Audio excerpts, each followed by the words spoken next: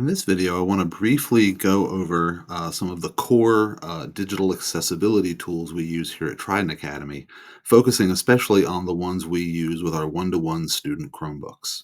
Why we choose Chromebooks at Trident Academy to be our one-to-one student digital devices across the school and all grade levels.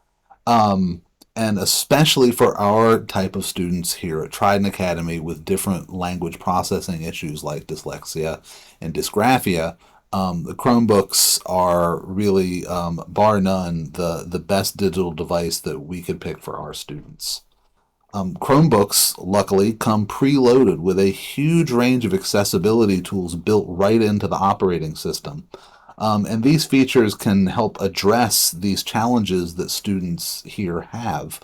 And even when we go beyond the realm of the language processing issues and look at things like ADHD and attention issues, the Chromebook also has some great built-in accessibility tools there. So this is going to be a very brief overview, but I do want to showcase a few of the built-in tools in the Chrome operating system used by Chromebooks. So let's take a look. As we see here, right on the main setting screen, looking at things like your Wi-Fi, what you're connected to, Wi-Fi, Bluetooth, your volume, all that kind of stuff. You'll see right there is access to available accessibility tools built into the Chromebook. So if we click here, we can see a lot of these options. And I want to focus first on kind of the two biggest ones in my mind, the ones that are I think the most useful for our students at Trident Academy, and that would be the select to speak option and the dictation option. So let's take a look at that.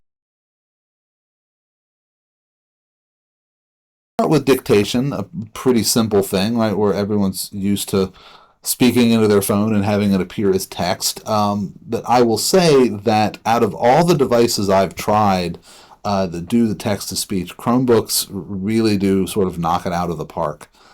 So here I am in a Google document, right? If I'm a student that is struggling with all of the excellent thoughts that I have in my head, but struggling with putting them on paper, sometimes the text-to-speech option is a great way to start, just to get those ideas out of my head and onto the digital page so that I can then go back and work on those and craft them into workable sentences. And I don't just stop and get frustrated with not being able to get my thoughts onto the page. So right at the bottom of the screen in the area called the shelf, you'll see that there is an icon here, looks like a little microphone for doing the dictation. And this works anywhere you are on the Chromebook, whether it is in a document, like a word processing document like we are here, or if it's putting a web address in or making setting changes, anywhere where you can insert text, the text-to-speech the speech-to-text option is available for you. So if I click this, I can start talking and the computer will start typing it for me. I am the very model of a modern major general. I've information, vegetable, animal, and mineral. Right? Did a pretty good job. Where if I did this same sentence on my phone, I would probably have to go back and make 3 or 4 different changes to words that it misheard. The Chromebook does a great job with this. And again, this dictation option works anywhere. Google.com.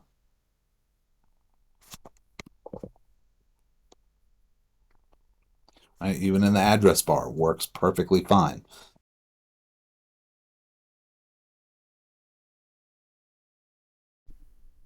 Now let's take a look at the select to speech option.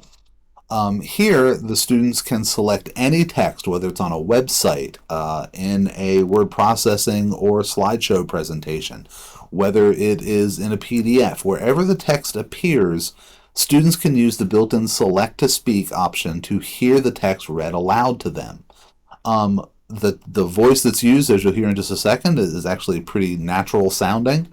No robotic sounding voices here. And the students also get the ability to sort of choose the kind of voice that they want, whether it is a masculine voice or a feminine voice, whether it is a voice with an accent that matches maybe what they hear at home, if it is making the speech faster or slower, or changing the pitch up or down. The goal here is to make the voice that's going to be used to read text aloud as comfortable and as natural for the student to listen to as possible. Right? You can go into the accessibility settings here and mess around, play around a little bit until you find the voice that works best for you. Right? And there's all sorts of different options, right? If you come from different backgrounds, you might want to hear a voice that sounds similar to ones that you're hearing at home. So you have a lot of choices here. And then you can play and hear the text. And like I said, it's pretty amazing how realistic these computer voices have gotten. Hi there, I'm your text-to-speech voice. And so let's take a look at this in action. If I'm on a website, for example, and I want the text read aloud to me, I can do it in two ways. The first way is down at the bottom, right next to where we had the dictation tool. There's a little icon here, looks like a little speaker, and this is the Select to Speak tool. If I click on this, I go up to any text that I want, and I hold down my mouse button, and I drag my cursor, and you'll see there's a little purple box that appears. Any text that is in that purple box, when I let go of the mouse button, it will begin to be read out loud to me in the voice that I chose. So here I'm going to let it go, and let's take a listen. High in dense bamboo forests in the misty, rainy mountains of southwestern China lives one of the world's rarest mammals, the giant panda, also called the panda. Right, and so you'll notice that the text is being read aloud, and underneath it I have controls. So all of my controls are right there. So that's the one way to do it, right, is go to the bottom, select the Select to Speech option, and draw the box. The other way is just highlight whatever text you want to have read out loud, and then press the search button, which is a keyboard button that you should see. I put it up on the video on the screen. Hold down that search button and press the letter S, S for speak, and it will do the same thing that using the Select to Speak button does. The words will be read out loud for you. You will notice that as the text is being read aloud, the actual word being spoken is highlighted, so the student can follow along reading as they listen to the text being read aloud, right? Helping to get more proficient with the actual reading component of this, right? So eventually the students won't need to have the words read out loud for them. Right, they'll be doing it on their own, but the read aloud option, the Select to Speak option, is there whenever the student needs it. It's really a fantastic tool, and because it is built right into the operating system, it works everywhere.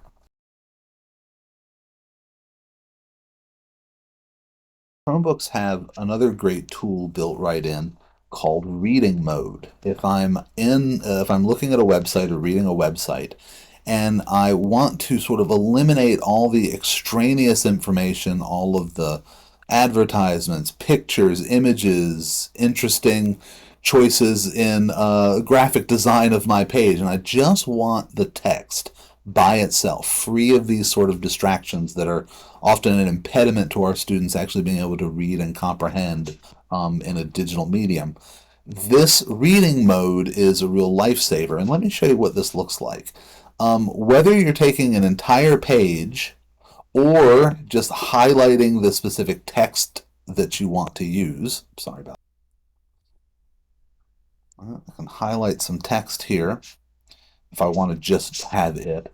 And then with my mouse, I can right click to get my options, my menu options to appear, and you will notice that there is open in reading mode. When I click on this, you'll notice a side panel opens, and the text that I've highlighted, or the entire page if I didn't highlight any specific text, will be put over to the side, and all of the images and advertisements and all of that sort of funky design components are removed so that just the text is left. You'll notice the original page is still on the left-hand side, but on the right-hand side is this reading mode tab. And I can change the size of this so that the reading mode tab is first and foremost, right? It's right out in the open. Or if I want, I can make it so that, it's half and half, or that it's barely visible over on the side. Again, it's all about what works best for the student who is using this reading mode. I'm going to make it a little bit bigger here. The reason the original website is kept open is that as a student reads through and goes through the reading on the reading mode tab, anywhere I highlight in the reading mode text, the original website jumps to that part as well, so that in case there are things like images that go with the text that really need to be looked at, it's easy for the student to navigate there just by clicking where they want to go, and the website will move them along to the right place. Now, here in reading mode, I'll make it a little bit bigger and easier to see, I can choose to change the font. Right? Again, all about finding something that is the easiest for the student to read. I can change that font size, make it larger or smaller. If I want to change my background color, right? If I find it easier to read with a black background and white text, or I want to use some combination of colors to make it easier for me to read, right? That is up to the individual student. There's a way to change the distance between lines of text, right? I can make it smaller or wider apart. Again, just depending on the individual need of each student. I can also change the width of the text within a line, right? Breaking apart words so that there's more space between the words. For a lot of students with dyslexia, this is a key component of helping them differentiate one word from another word and really getting them to think more about how the reading happens. So this is a very handy thing. And if you wind up using reading mode a lot, you can even use the little pin icon to pin it to the top of your browser page, so that instead of having to click on the mouse and right-click on it and open reading mode, that tab is always there at the top. So I can click it on any website I want, and it will generate that website into a reading mode tab for me. The larger the site, the longer it takes to sort of put everything in place, but you'll notice it's just a few seconds, and every bit of text on this page, on this website, is now presented to me in a much easier format in reading mode.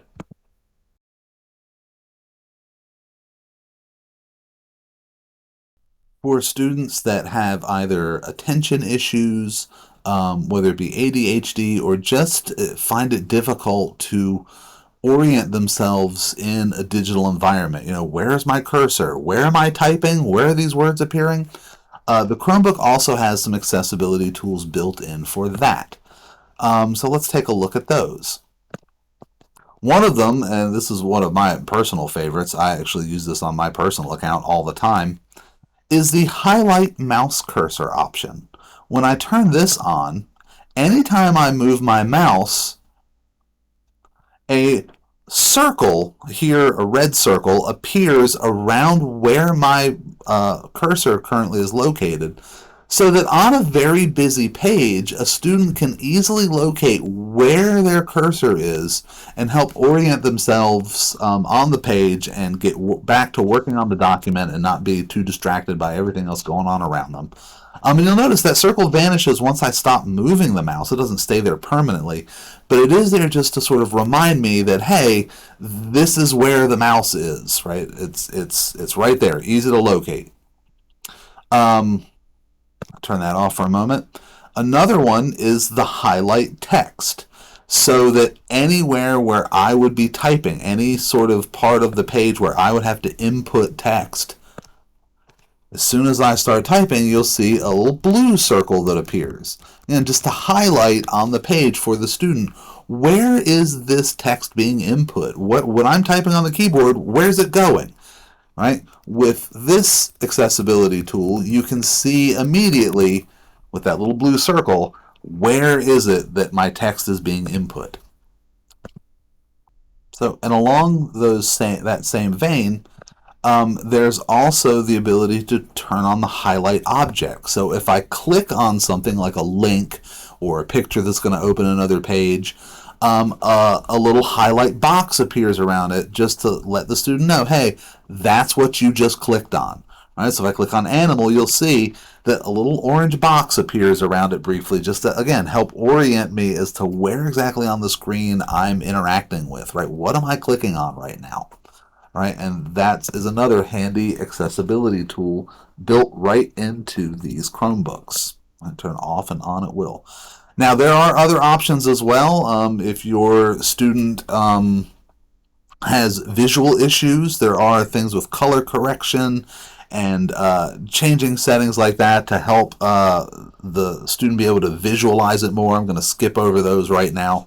But you can see that the Chromebook has a lot of built-in accessibility tools that are very easy to find and navigate and turn on and change settings for, so that you can really make the computer differentiated for each student, right? And have them use the tools that will benefit them the most in and out of class. Another tool that our students and our faculty find very useful is Chromebook's ability to work with handwriting input, especially for our students who are trying to practice with and get better at the writing component, especially those with dysgraphia.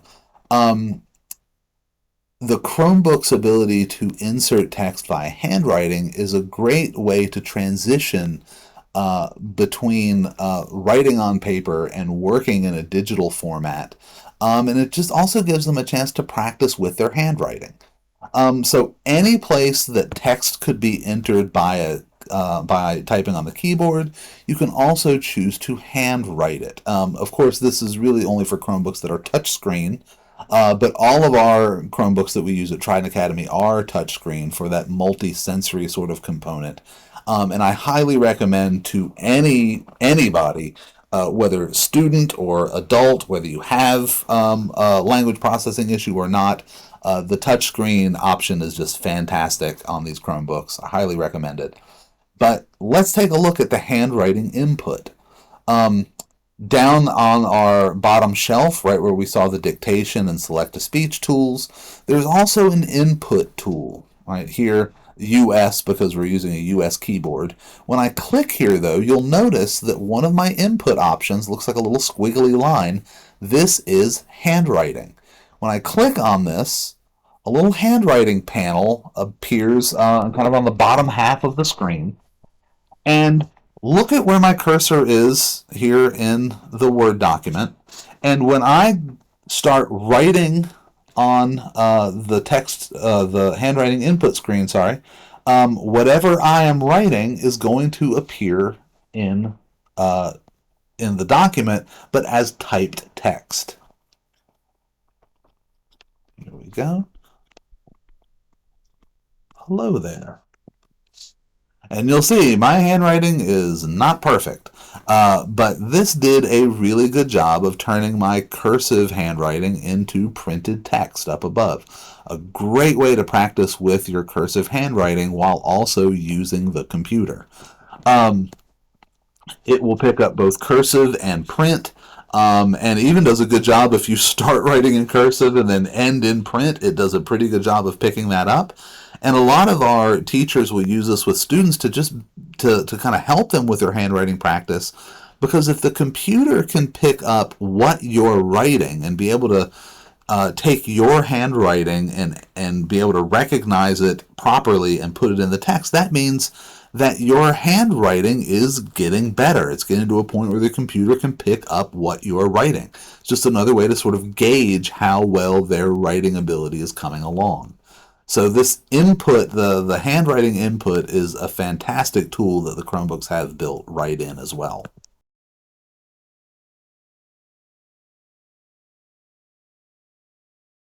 So this next accessibility tool is not one built in natively to Chromebooks and the Chrome operating system, but it is a add-on extension that sort of integrates fully with the Chromebook and the Chrome web browser, and will show up, as you can see here, in the top right-hand corner of your browser window.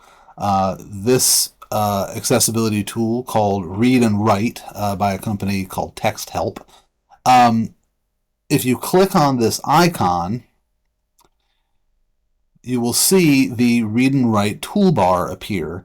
And there are tons of tools available here, and sort of being aware of how long it would take to go through all of these tools in detail, I just kind of want to go through a quick presentation that talks about these various tools. And if you're really interested in seeing it in practice, I'm happy to send you further information, but there's a lot to go over here. So the Read and Write toolbar is, like I said, an extension. And the nice thing about that is that because it's not natively built into the Chromebook itself, if you're on a Windows or a Mac computer at home and you log in to your Trident Academy account in your web browser, in your Chrome web browser at home, this extension, the Read and Write toolbar, will appear on your computer at home, on your personal computer. So this toolbar is very, very flexible as far as it travels with your account. It doesn't just live inside one computer's operating system, so it's pretty handy. So the Read Write toolbar, like I said, found in the upper right-hand corner. When you click on it, the toolbar appears. And just very briefly, some of the tools that are there that are very useful for both reading and for writing, right? Such as if you're writing word prediction. So if you're in a text and you're starting to type, just sort of like you can see in this example here on the page, right? As you start to type, the program makes predictions based on common misspellings of words, sort of its AI generated the algorithm to figure out what the most common words would be next based on the words that you've already typed. And it just kind of gives you a little bit of a nudge into letting you know what words should be written next, right? So help you with a little word prediction as you write. And there are, of course, different features that you can turn on, different options that you can set for this, text size and things like that. So very much a useful tool for those of us who sometimes just don't know where to go next in our writing. There is a built-in text-to-speech in the toolbar. It does a pretty good job, but I'll tell you, I like the Chromebook's built-in version much, much better. However, if you're at home using this on a Mac or a Windows machine and you don't like their options for text-to-speech, the Read and Write toolbar does a good job.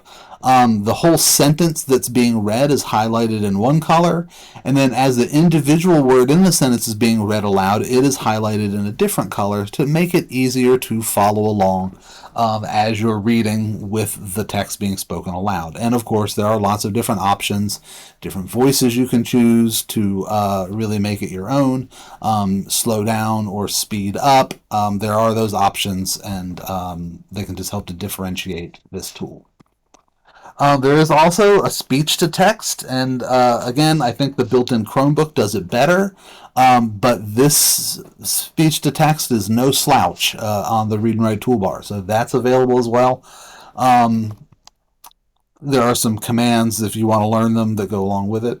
If you need a document translated from one language to another, or just a word translated from one language to another, there is a built-in translation tool. And the nice thing, of course, about this toolbar is that it doesn't open up a new tab. It doesn't take you to a new page. All of the information is right there on the page you're looking at in the tab you're in, so that you don't have to keep switching between different parts of your page and kind of getting lost in the shuffle. Right?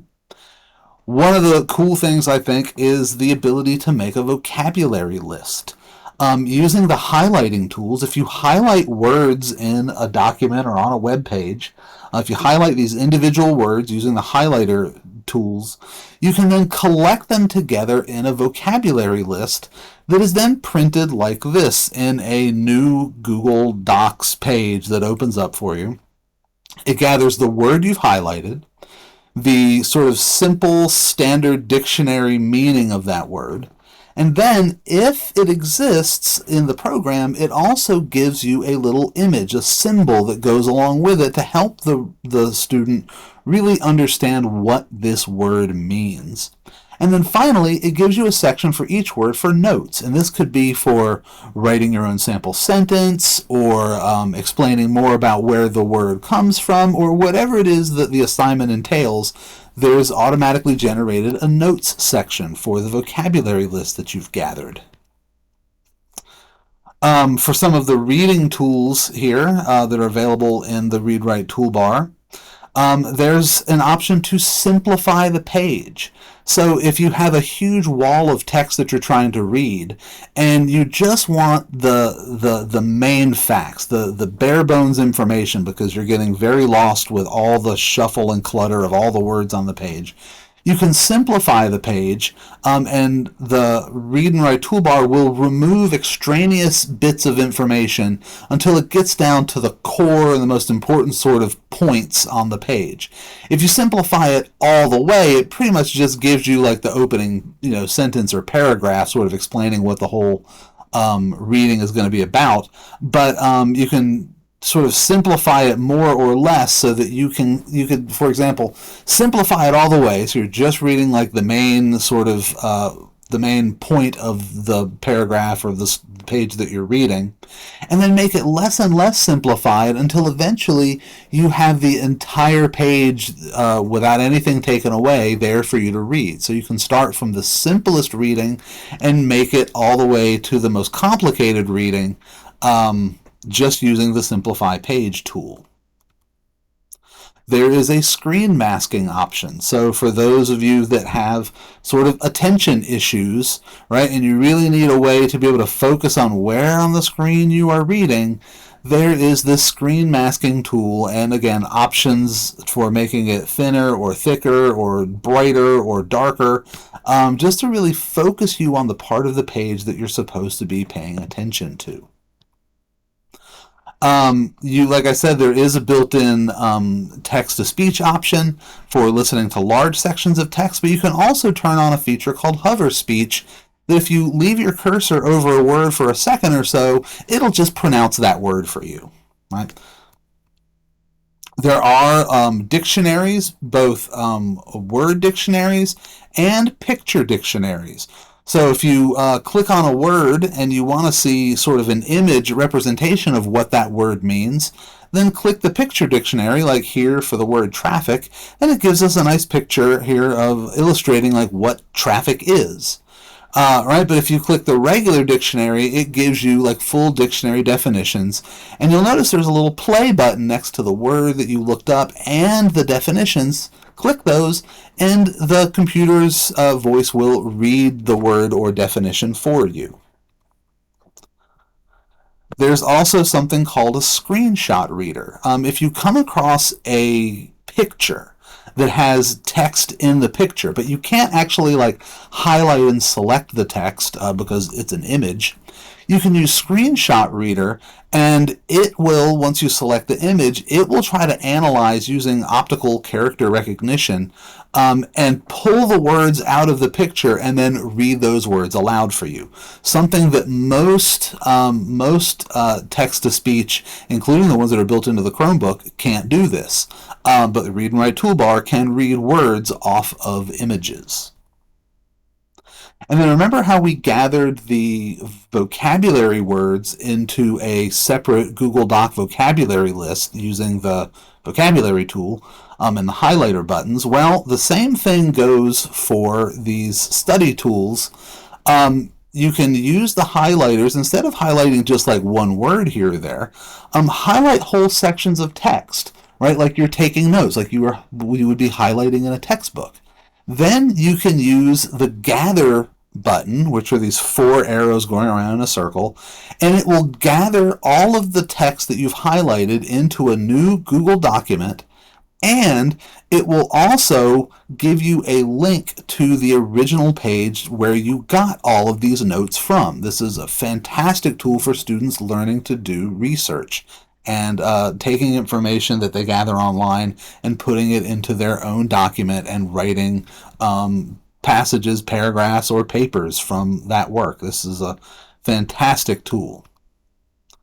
And then there is the practice reading aloud tool. If you find a page online and you want to practice reading aloud, the program will let you read the selected text and listen to yourself reading it back, so you can sort of make sure that it's how you want it to sound.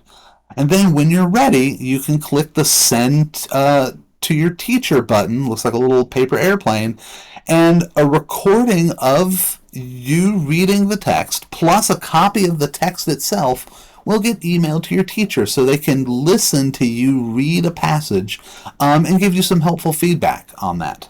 It's a really great little practice there.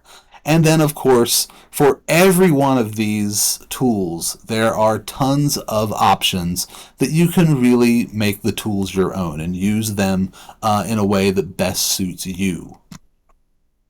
And so that is Read and Write by Texthelp. I've made a little sample lesson for the teachers here that they can do with their students, that'll teach the students how to use the Read and Write toolbar while doing some research on their favorite animals. And the teachers can change this if they want to do like history instead of animals or whatever. It's very easy to change it up however you want. But this is just a great little lesson put together so that teachers and students can sort of learn how to use Read and Write toolbar together in a lesson, so that then the students are equipped to be able to use these tools on their own whenever the lesson calls for it. So the Read and Write toolbar, a absolutely fantastic tool.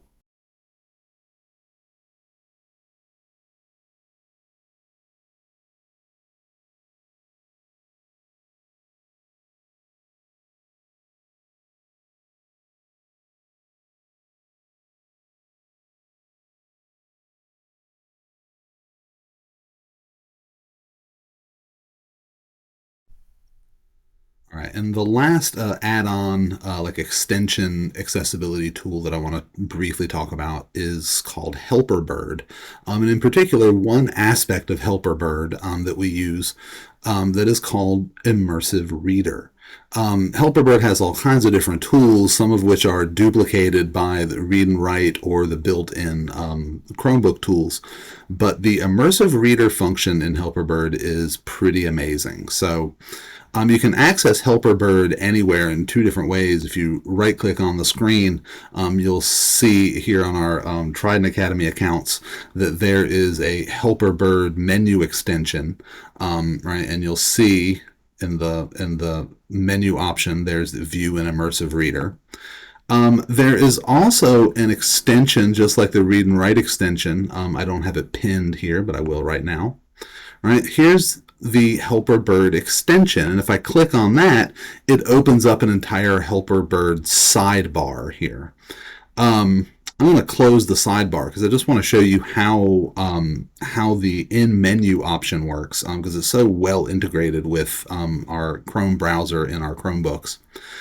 So if I take a bit of text to highlight and I right click or two finger click or however you get to the menu option, the touch screen, right, hold your finger down for a second, you will see that there is the Helperbird extension.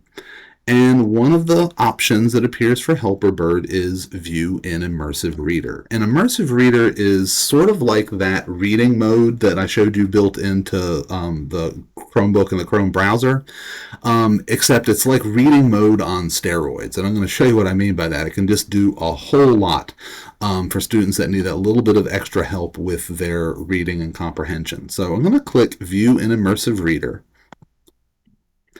And you'll see that it's going to take the text that I highlighted, and now on this new page, it is going to eliminate everything else and just have the text that I've selected.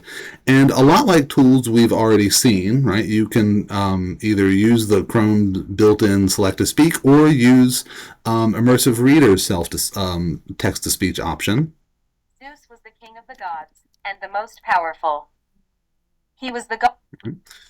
There are text preferences, so we can do things like change the font size, increase the spacing so that there's more space between each line of text, do some basic changing of the font type. If I need my background colors different just for sake of reading and ease of reading, I can do that and find the one that is most comfortable for me.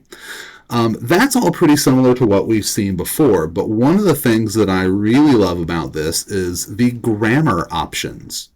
So when I click on here, if I want to showcase nouns, verbs, adjectives, or adverbs, I can have those types of words turned into different colors. Right, so like here, all my nouns are purple, and I can change what color is being used for what function. Right, maybe I'd rather have the blue, whatever. Right. Verbs, separate color. Adjectives, a separate color. Adverbs. These are all really, really helpful for students who are trying to learn sort of the syntax and grammatical functions of words. You can do it by just color, or if you turn on show labels, you'll even see that little abbreviations for N for noun, V for verb, ADJ for adjective appear over the words. And the other thing that I love is there's the ability to turn on a syllabication, right? To break down the words into the separate syllables by putting a little sort of dot between the different syllables. And when I turn that on, I'm going to make it a little bit easier to see by turning off the parts of speech. I can see different ability. Right? So it takes these longer words that sometimes our students stumble over, and it breaks them down syllable by syllable, similar to what they learn to do in their OG classes. Right? And this is so helpful for students when they are really trying to read passages that are a little taxing for them. We have also have some reading preferences. There's that sort of a very similar line focus tool. I can focus in on a couple lines at a time or just one line at a time. Right, to keep my attention where it needs to be. There is a picture dictionary as well. So if I click on a word, right, there's that picture dictionary that pops up just like I saw with the read write toolbar. If I need it translated into another language, I can, right? And so Immersive Reader is just a fantastic little tool that we have built in with Helperbird that can just add a little bit more, another extra level of assistance, right, for students who need just that little bit of extra to really get them through their reading. Just can't say enough good things about Immersive Reader here in Helperbird.